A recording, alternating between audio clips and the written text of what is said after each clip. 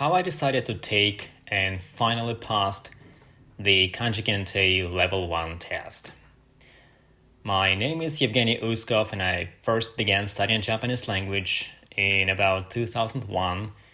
as part of my extracurricular activities at the university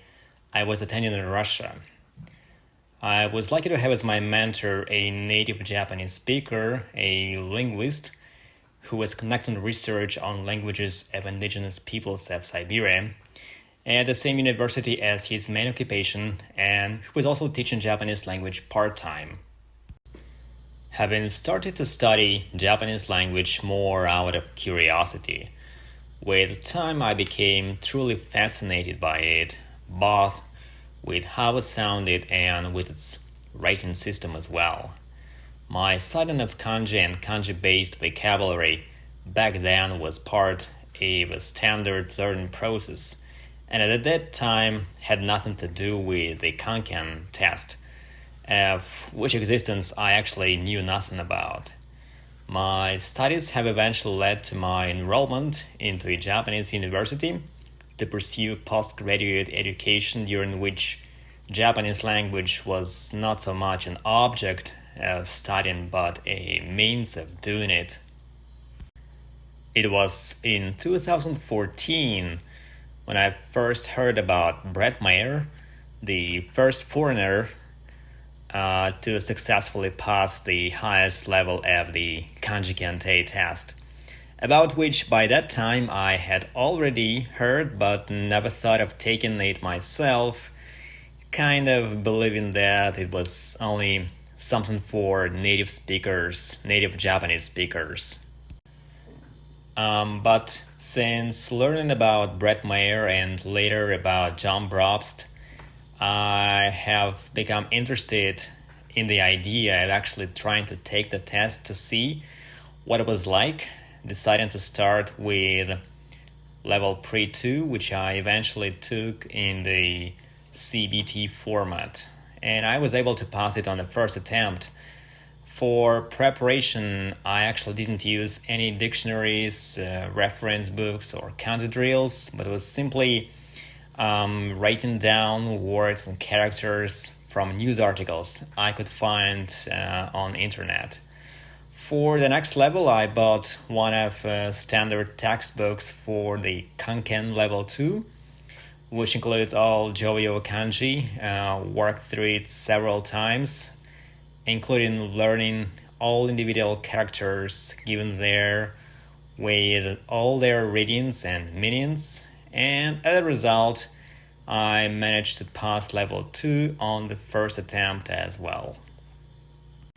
So by that time, I already knew what my final goal would be, and that was nothing less but passing Kanken level 1, which, given the examples of the two persons mentioned above, I already knew was at least humanly possible to achieve. But before trying to take level 1, I thought it would be tactically practical to pass level pre first in the beginning, and for which purpose I bought a reference book, or so-called sankousho, with drills based on past questions and kanji characters allocated for level pre-1. At the time of recording this video, which is September 2021, I no longer clearly remember if I was actually able to pass level pre-1 on the first attempt. There is a kind of a semblance of a recollection that my first take was not successful, but it didn't take more than 2 attempts to finally pass it. So passing levels pre-2, 2, and pre-1 took in total a little more than 1 year, with my only study materials being standard reference books you can find in a bookstore, as well as specialized sites on the internet, which I used to study Yoji Jukugo when preparing for level pre-1. The speed and progress I had experienced by that time made me think naively that, as it turned out to be,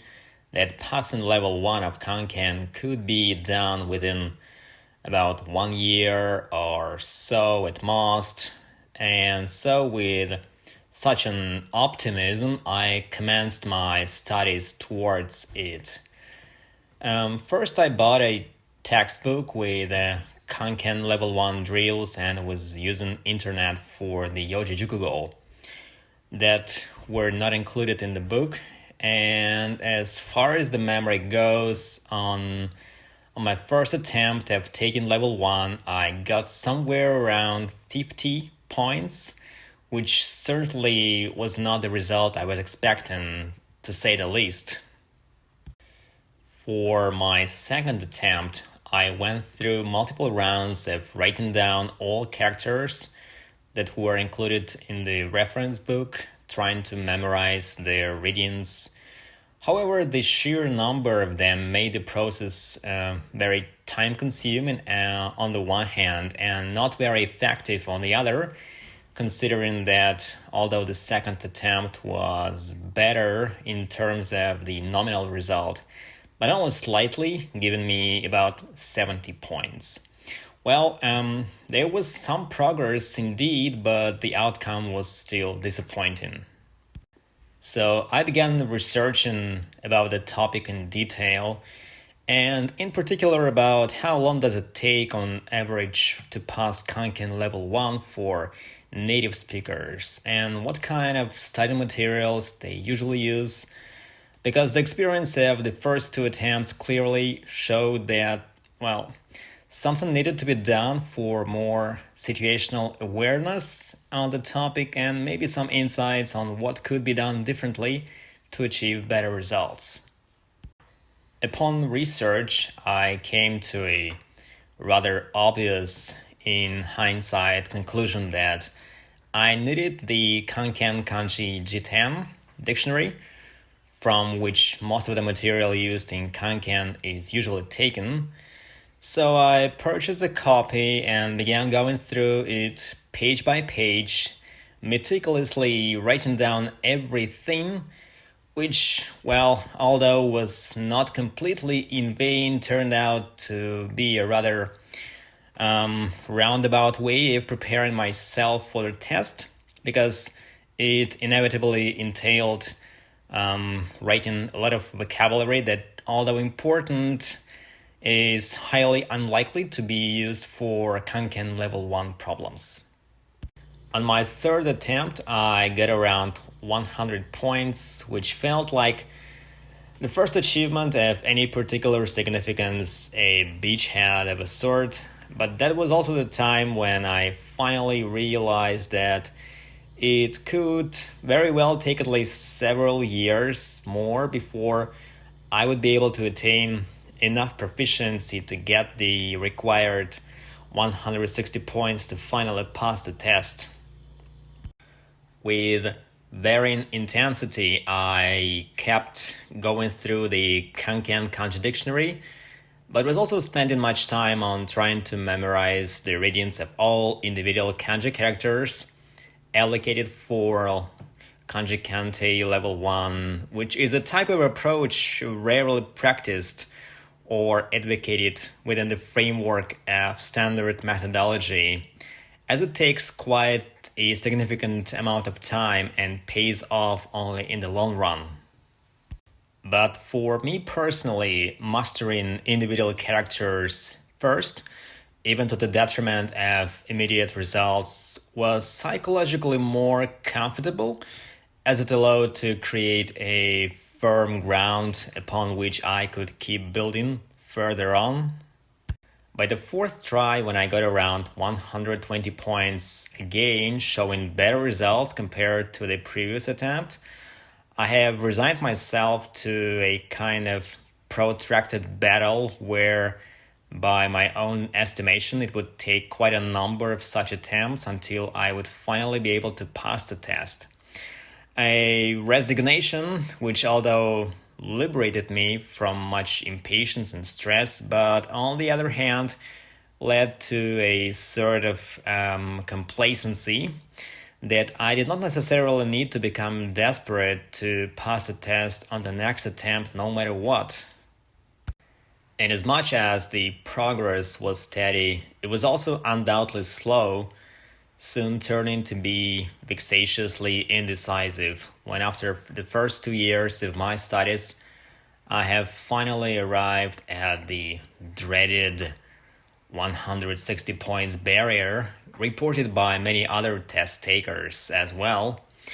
and which is that until about 150 points, the speed of progress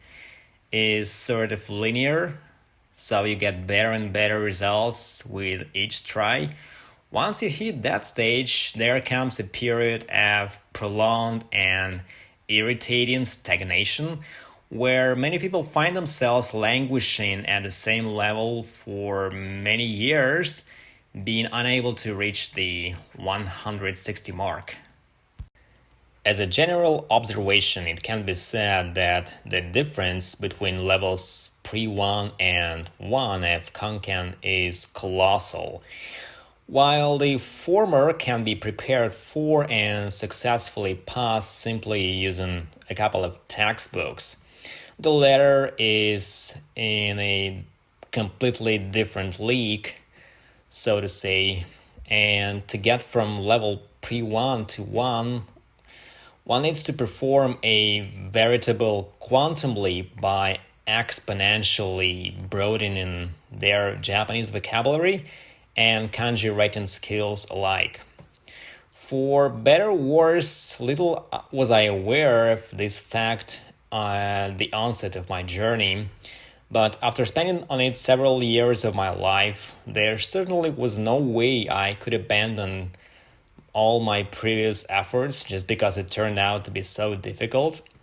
So I kept on, especially because no matter how frustrated I felt each time I failed, the awareness that even then, by gaining that experience, I was still getting a little closer to my goal helped to sustain the effort. Besides, if you really have an interest in something or find pleasure just simply doing it, it wouldn't really matter if you manage to get a formal recognition of your proficiency or not. On my 8th or 9th attempt, I was finally able to go beyond the 150-point threshold where it was an issue of only a couple of correct answers. Only several points indeed, but so crucial and so woefully lacking ones. As for my studies, I kept doing more or less the same kind of routine, going through the Kanken Kanji Dictionary, Yojijukugo, individual characters readings, and I usually showed relatively good results in the test sections related to those areas. Belatedly, but nevertheless, I have come to realize that I needed to address those areas where results were especially poor, but which could be improved through consistent and determined effort, like in Jukuji-kun's special readings and proverbs. Thus, in addition to everything else I have already been doing by that time, I began working in earnest on Jukuji-kun words from the Kanken Kanji Jiten, and luckily there are radio lists prepared by fellow Kanken enthusiasts one can use for better efficiency. But as difficulty of each individual test tends to fluctuate, and for Kanken level 1, unless one is a sort of a genius, they need to make a constant effort to keep all relevant knowledge and information on the subject readily available in their memory, so simply staying at a certain level may not be an easy task in itself. It may sound rather counterintuitive, but the more vocabulary written with simple kanji is used for the test, the more difficult it is considered to be because people typically tend to focus their attention and time on words consisting of kanji specifically allocated for level 1, which are easy to identify in much fewer in number. Of course, such simple, in quotation marks, vocabulary is not simple at all, as no matter how well you may know individual characters, if you're not familiar with a particular word in most cases, there is just no way you will be able to answer questions about its reading or meaning. But next came a period when, after almost reaching the goal, I went all the way down to about 120 points due to simple laziness and lack of commitment when I was entering my 4th year of studies. But that slump did finally convince me that unless I was actually willing to fully commit myself to the goal and exert an effort I could only have been capable of, I would never be able to pass the test.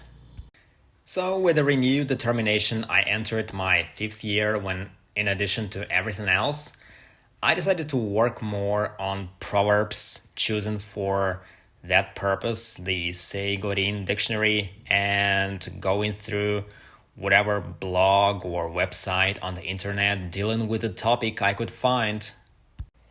Come 2020, and I firmly set my mind to finally pass the test, thinking that if I bothered taking it at all, I'd better concentrate on what I really needed to do to finally pass it, as not being able to do that after so much time spent had already become embarrassing. So I increased the amount of time I was spending on preparation, especially focusing on areas like Jukuji-kun and proverbs, where my results have been lacking before. But in February 2020, I again got about 150 points, a close call for sure, but not enough. As the exam in June 2020 was cancelled due to well-known circumstances, I resolved myself that I would definitely pass the one scheduled for October, to my utter dismay, only to finish with 156 points, just 4 points behind the passing mark. Well, disappointing as it was, there was nothing else but to keep going, preparing for the next round, when maybe, just maybe, everything would work out as it should. And in February 2021, it really did, when on my 15th or maybe 16th attempt, I was finally able to push through the 160-point barrier. Barely, yes, barely indeed, but nevertheless, I did it.